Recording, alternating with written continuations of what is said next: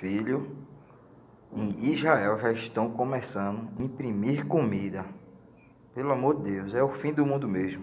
Assista o vídeo aí até o final, curte, compartilha, deixa a tua opinião aí nos comentários.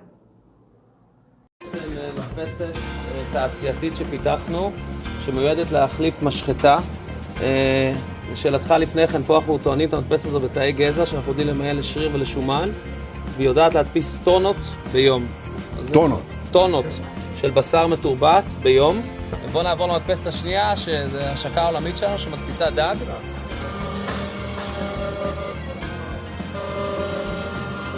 אוקיי, פה זו מדפסת שמדפיסה מוצר שהוא מוכן לטיגון, מה שנקרא ready to cook. מכיל תאים אמיתיים, אנחנו מדפיסים בו בעצם פילה לוקוס. אין עוד חברה שיודעת לעשות דבר כזה.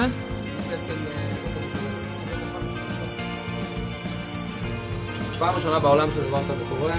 אני אומר ככה, מה?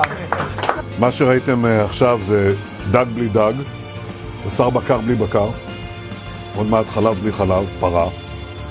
זאת אומרת שבישראל קמות חברות רבות שמתמחות בייצור חלבונים אלטרנטיביים, וזו מהפכה עולמית.